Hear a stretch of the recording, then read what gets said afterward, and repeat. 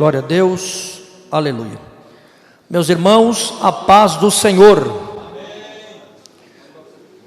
Por gentileza, abra sua Bíblia, Evangelho de Jesus Cristo, segundo escreveu Lucas, capítulo 4, versículo 18. Evangelho de Jesus Cristo, segundo escreveu Lucas, capítulo 4, a partir do versículo 18. Quero aproveitar a oportunidade para agradecer a Deus por esta única e singular oportunidade de poder estar com os irmãos. Louvamos a Deus pela vida do pastor Rudimar Braga, que é o anfitrião deste evento. Eu quero louvar a Deus também pela vida do pastor Daniel Silva, que é o presidente e organizador deste evento. E também quero louvar a Deus pela vida do missionário Davi Alves, que é o coordenador deste evento. Que Deus abençoe a vida de todos os pastores, pregadores, cantores, todos os santos homens de Deus que estão sobre esta tribuna, bem como as suas respectivas famílias e por toda a igreja do Senhor nesta noite. Evangelho de Jesus Cristo, segundo o escreveu Lucas, capítulo 4, a partir do versículo 18. Quem localizou a referência bíblica, por favor, diga amém. Nos diz assim o texto sagrado: o Espírito do Senhor está sobre mim, porque Ele me ungiu para evangelizar os pobres, enviou-me para proclamar libertação aos cativos e restauração da vista aos cegos, para pôr em liberdade os oprimidos e proclamar o ano aceitável do Senhor. Amém. Pode se assentar, por favor, você que está de pé. Meus amados e queridos irmãos, mais uma vez o Senhor nosso Deus nos concede o privilégio e a oportunidade de podermos estar reunidos em torno do seu nome. E por mais uma vez o Senhor nosso Deus nos concede o privilégio e a oportunidade de podermos ouvir a sua bendita e poderosa palavra. Como é notório para todos, o nosso culto se define em 3 etapas: começo, meio e fim. E um dos momentos mais importantes, um dos momentos mais relevantes, um dos momentos mais contundentes dentro da nossa liturgia de culto, é o momento em que nós ouvimos Deus falar. Mas é bem verdade que a Bíblia diz que Deus fala de diferentes formas e maneiras dentro da sua ação multiforme. Mas a maneira mais clara, direta, objetiva, distinta e sucinta, pela qual Deus fala com a sua igreja, é por intermédio da revelação expositiva e da instrumentalidade da sua bendita e poderosa palavra. A palavra de Deus é fundamental e imprescindível na vida de todo aquele que faz parte do corpo de Cristo, a igreja do Senhor. Essa importância, ela é tão fundamental que a própria Bíblia a descreve no livro do escritor aos Hebreus, capítulo 4, versículo 12, nos diz: porque a palavra de Deus é viva e eficaz, e mais penetrante do que qualquer espada de 2 gumes, penetra até a divisão da alma e do espírito, entre juntas e medulas, e é apta para discernir os pensamentos e as intenções do coração. Hoje nós aqui estamos reunidos como o corpo de Cristo, a igreja do Senhor. E sabemos que para que nós pudéssemos vir a estar aqui nesta noite, primeiro nós tivemos que ser alcançados pelo Espírito Santo, porque no livro do profeta Zacarias, capítulo 4, versículo 6, nos diz que não é por força, e nem tampouco por violência, mas é pelo meu Espírito, assim diz o Senhor. Entendemos então que para que pudéssemos estar aqui nesta noite, nós primeiro fomos alcançados pelo Espírito Santo, e quando o Espírito Santo nos alcançou, ele operou duas obras. A primeira obra é chamada de convencimento. É quando ele nos convenceu acerca do pecado, da justiça e do juízo. Então, neste momento em que nós fomos convencidos pelo Espírito Santo, nós sentimos a necessidade de nos deslocarmos da onde estávamos e vir em direção a uma santa tribuna como essa. E aqui nós realizamos a chamada confissão pública, aonde nós reconhecemos a Jesus Cristo como único e suficiente Salvador da nossa vida. Então nós tivemos que obedecer uma ordenança deixada pelo próprio Jesus Cristo, porque certa feita Jesus Cristo falou: aquele que crê e for batizado será salvo, mas aquele que não crê já está condenado. Ou seja, nós tivemos que obedecer esta ordenança. E de que forma isso ocorreu? Nós passamos pelo chamado batismo nas águas. Então, quando nós passamos por este processo, ocorreu a segunda fase da ação do Espírito Santo na nossa vida, que é chamada pelo nome de conversão. A palavra conversão literalmente quer dizer sepultar alguém vivo. De que forma? No momento em que nós fomos mergulhados nas águas batismais, primeiro, quando nosso corpo foi mergulhado, cumpriu-se na nossa vida o que está descrito em Gálatas capítulo 2, versículo 20, que diz assim: já estou crucificado com Cristo, e já não vivo mais eu, mas Cristo vive em mim. Ou seja, no momento em que fomos submergidos nas águas batismais, nós sepultamos definitivamente a natureza adâmica, a natureza que nós herdamos do nosso primeiro pai terreno, Adão, a natureza do pecado e da desobediência. E então, quando nós fomos submergidos nas mesmas águas, cumpriu-se na nossa vida um texto que está nas páginas seletivas da Bíblia Sagrada, 2 Coríntios capítulo 5, versículo 17, que diz assim: se alguém está em Cristo Jesus, nova criatura é, as coisas velhas são passado, eis que tudo se fez novo. Ou seja, se nós estamos aqui nesta noite, é porque nós somos nova criatura. Nós fomos crucificados com Cristo Jesus, e Deus nos trouxe aqui porque Ele tem algo novo, diferenciado, algo que vai revolucionar a nossa vida. Quem concorda com isso, levante a mão e dê um glória para Jesus. Então, a partir desse instante, abriu-se um leque de revelação, e algumas verdades que para nós estavam ocultas, pelo simples fato de nós estarmos inseridos no contexto igreja, nós começamos a ter acesso a essas informações. A primeira delas é a informação acerca de quem nós éramos. A segunda informação é acerca de quem nós somos. A terceira informação é acerca do nosso contexto, porque o nosso contexto, o contexto em que nós, ou qual nós estamos, é um contexto chamado pelo nome de igreja.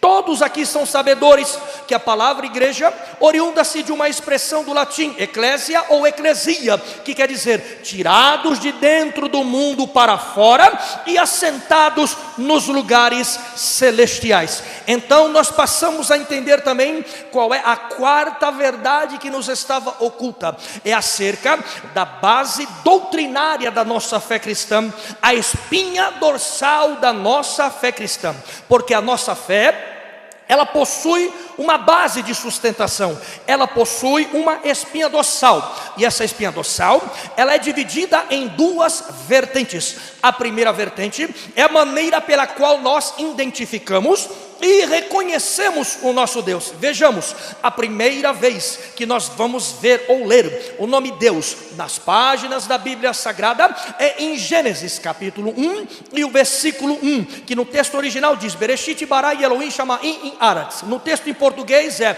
no princípio criou Deus os céus e a terra. Entenda, quando nós adentramos no contexto do Antigo Testamento, nós observamos que no texto original o nome Deus está substituído pela expressão Elohim com o final IM. Então, quando nós realizamos algo chamado de exegese, que quer dizer entrar dentro do contexto original, extrair o seu significado de forma simplificada, apresentar para apreciação de todos, nós entendemos que o nome Deus e a expressão Elohim indicam a mesma coisa: um Deus subsistente em três pessoas. O exemplo mais raso que eu posso dar é o tripé, porque embaixo você vê três, mas os três formam a base de sustentação da nossa fé, ou seja, a Trindade Santa, o nosso Deus, um Deus subsistente em três pessoas: Pai, Filho e Espírito Santo. E a maneira pela qual Ele atua nessa nossa sexta dispensação,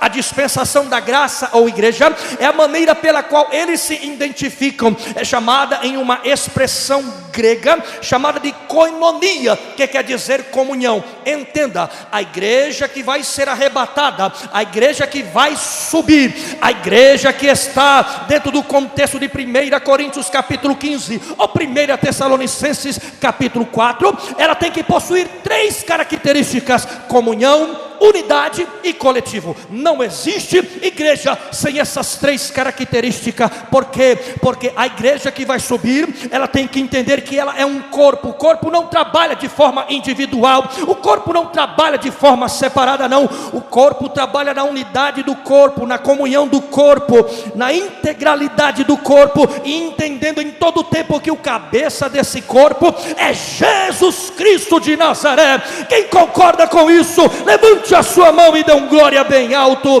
para Jesus.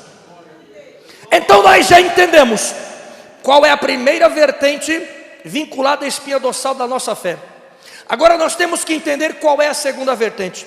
A segunda vertente nada mais é do que a Bíblia Sagrada, a carta magna, a maior, total, perfeita, completa e absoluta revelação de Deus. Não existe autoridade na igreja maior do que a autoridade da palavra. Não existe revelação na igreja maior do que a revelação da palavra. O que é a Bíblia? O nome Bíblia já fala por si só, quer dizer conjunto ou coleção de livros. Entendamos, no nosso país, a República Federativa do Brasil, nós entendemos que a maior autoridade que há não são os 81 senadores, não são os 513 deputados federais, e nem tampouco é o presidente da República, Jair Messias Bolsonaro, não. Mas a maior autoridade que há no nosso país é a Constituição da República Federativa do Brasil. O nosso país já possuiu 7 constituições. Nós estamos na 7ª, que foi promulgada no dia 5 de outubro de 1988. Constituição essa que possui 250 artigos e aproximadamente 99 emendas constitucionais. E em meio a esses artigos e emendas, alguns artigos são classificados como cláusulas pétreas, que quer dizer cláusulas irrevogáveis. Ou seja, é como que se fosse um plano B da Constituição, para que quando nenhum artigo ou emenda traga uma solução, alume a um problema da sociedade, eles utilizam essas cláusulas pétreas, utilizando-se de um recurso chamado de jurisprudência, que quer dizer interpretação. Agora, com todo respeito à Constituição do nosso país, eu acredito piamente e creio que a Igreja do Senhor, ela possui a sua própria Constituição, que é a Bíblia Sagrada. Então nós sabemos que a Bíblia Sagrada é um conjunto de 66 livros, divididos em 39 do Antigo Testamento e 27 do Novo Testamento. A Bíblia nos fala primeiro de dois tempos: o tempo do Antigo Testamento, chamado em uma expressão hebraica de Cronos, é o tempo humano, é o tempo que determina datas, épocas e estações, e o tempo do Novo Testamento, que é chamado no grego de Kairos, o tempo de Deus. Entendamos que para que nós pudéssemos estar aqui nesta noite, Deus teve que nos transportar primeiro, tirando-nos do nosso tempo, o Kairos, o Cronos, e nos colocando e efetivando no tempo de Deus, o Kairos. Então entenda, quando você lê na Bíblia, Romanos capítulo 8 e o versículo 28, você vai encontrar lá no texto dizendo: todas as coisas cooperam ou contribuem para o bem daqueles que amam Deus. Isso nada mais é do que a efetivação do Kairos de Deus na vida de uma pessoa. Deus te trouxe aqui nesta noite para te dizer que você está a um passo de estar sendo entronizado dentro do tempo de Deus. Deus vai efetivar o Kairos da sua vida. O tempo de Deus está chegando na vida de alguém aqui, e pode ter certeza, quando chega o tempo de Deus, ninguém barra, ninguém impede, ninguém bloqueia. As portas se abrem, as oportunidades surgem, e o nome de Jesus é glorificado. Quem acredita nisso, joga a mão para o céu e dá glória para Jesus. Outra verdade que a Bíblia também nos demonstra: a Bíblia também nos fala de duas alianças: a aliança do Antigo Testamento e a aliança do Novo Testamento.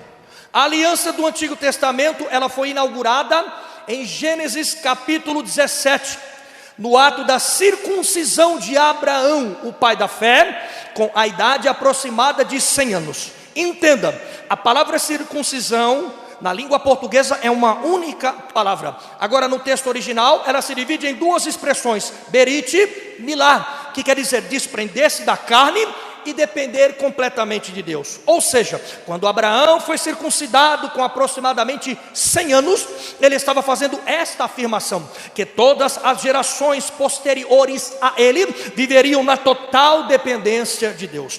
Então, nós chegamos a uma conclusão, a um consenso de que todas as obras relacionadas e vinculadas a Deus, elas não permanecem paradas, imóveis e nem tampouco estáticas. Elas estão constantemente avançando e crescendo. Mostra disso é o ápice da aliança do Antigo Testamento. O ápice dela está descrito em Êxodo capítulo 25, a narrativa da construção da Arca da Aliança. O que era a Arca da Aliança? No contexto do Antigo Testamento, era o mais próximo que havia entre o Criador e a criação.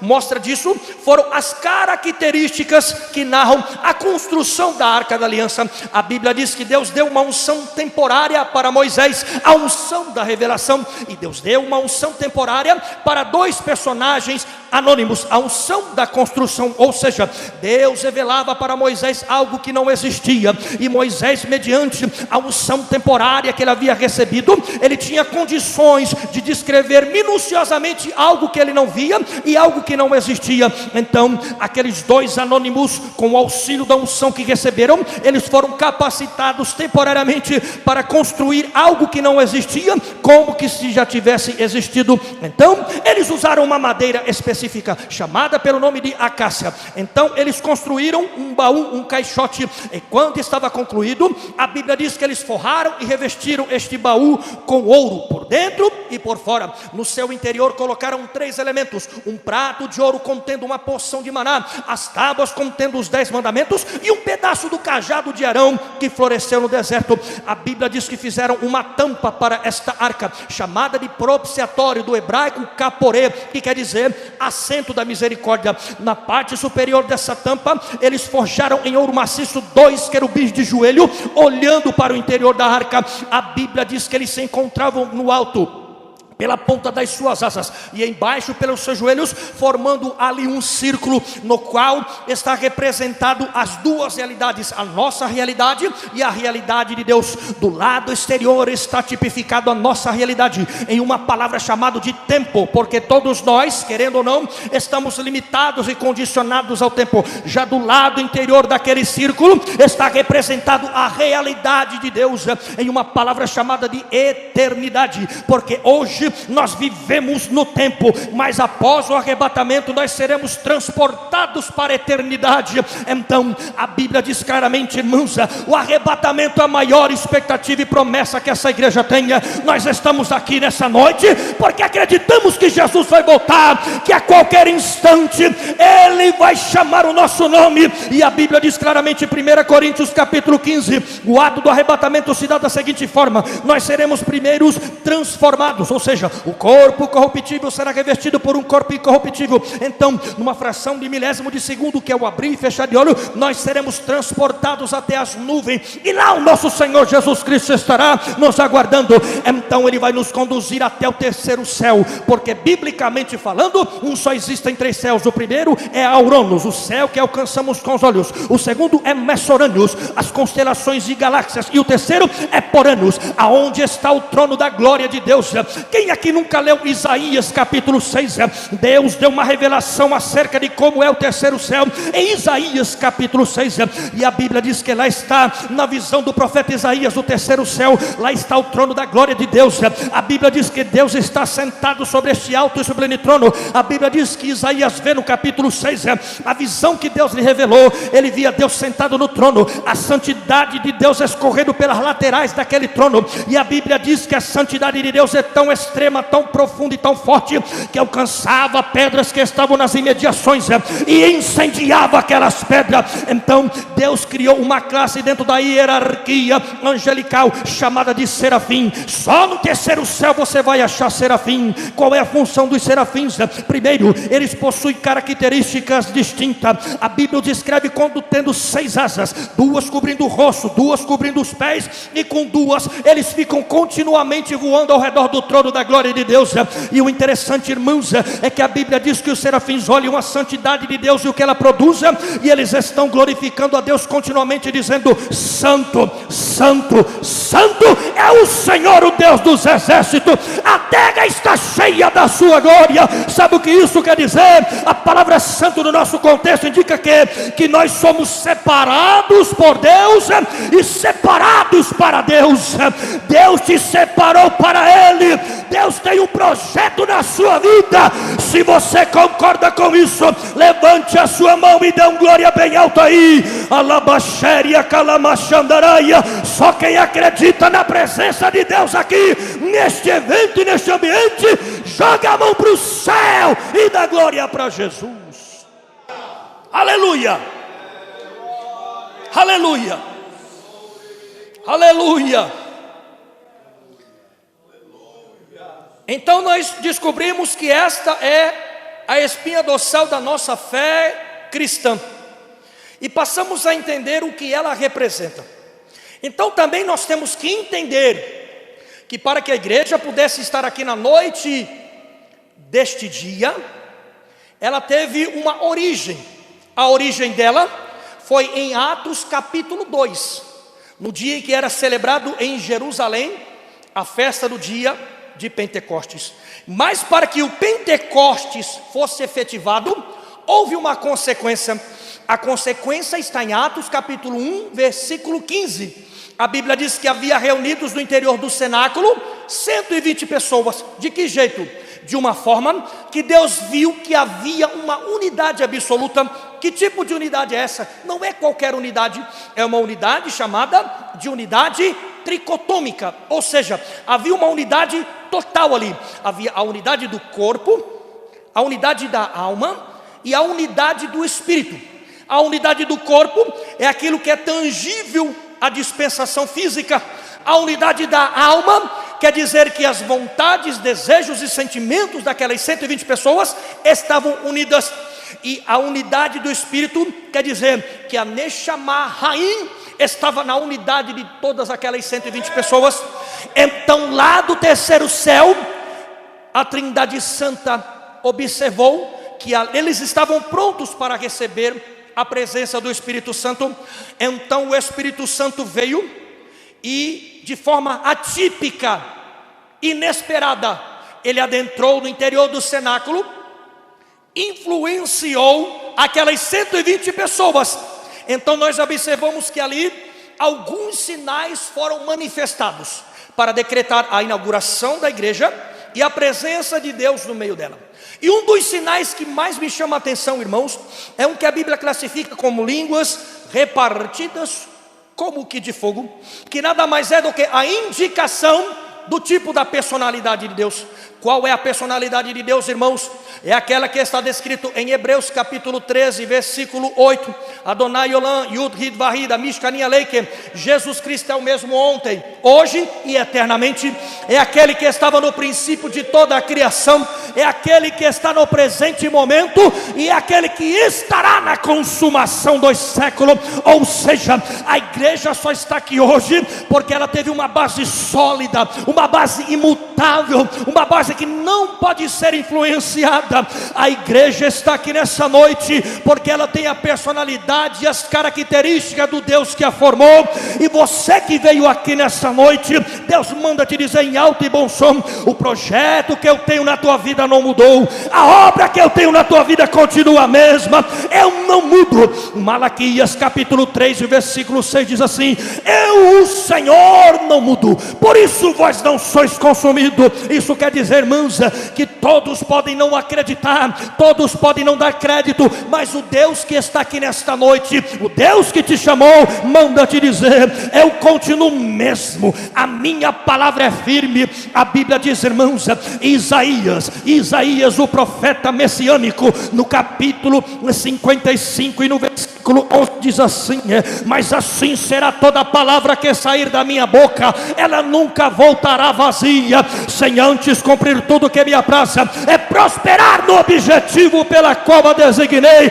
Essa é a maior garantia que nós temos aqui nessa noite, a garantia da palavra, a garantia de um Deus que não muda, a garantia de um Deus que não desiste, a garantia de um Deus que está neste recinto, a garantia de um Deus que está neste evento, a garantia de um Deus que está nessa tribuna, a garantia de um Deus que está na nave da igreja, a garantia de um Deus todo poderoso que te trouxe aqui para te dizer: o Antigo Testamento, a unção só alcançava 3 classes, alcançava apenas os reis, sacerdotes e profetas. Já no Novo Testamento não, a unção foi inaugurada no momento que Jesus Cristo, ele inaugurou a 6ª dispensação, a dispensação da graça, no momento em que o véu do templo central de Jerusalém se fendeu de uma extremidade à outra, o momento em que as portas foram abertas para nós, o momento em que a unção veio para ungir aqueles que são chamados e escolhidos por Deus.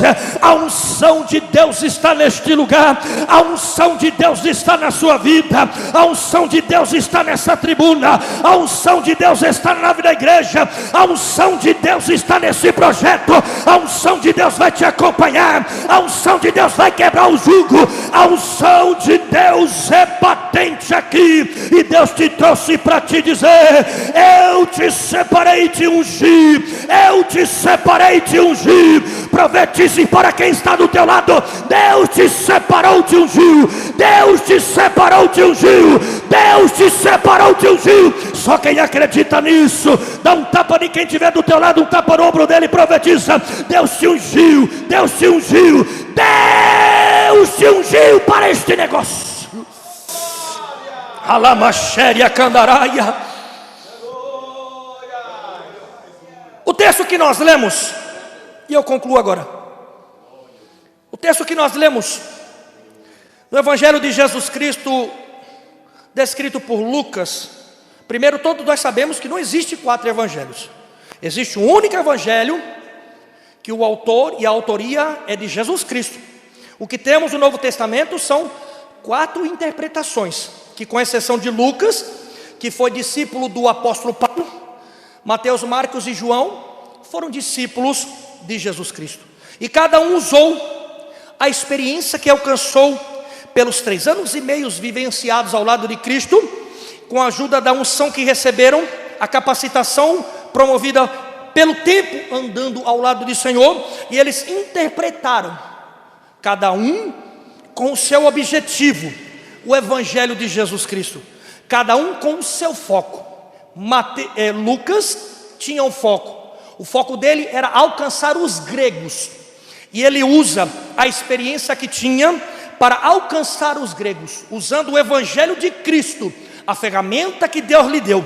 E o que nós lemos aqui no capítulo 4 e no versículo de número 18 é o cumprimento de Isaías 61, quando Jesus Cristo, ele adentra a uma sinagoga num dia de sábado, e participando de uma liturgia de culto, ele leu o que nós chamamos dentro da nossa liturgia de palavra oficial.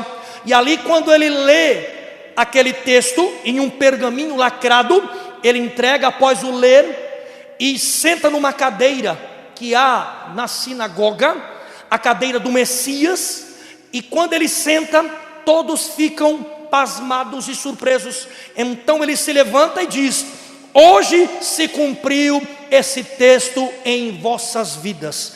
Ou seja, todas as obras de Deus têm começo, meio e fim. Deus te trouxe aqui para te dizer que a obra que Ele tem na sua vida não vai ficar pela metade. A obra que Ele tem na sua vida, ela não ficará inacabada.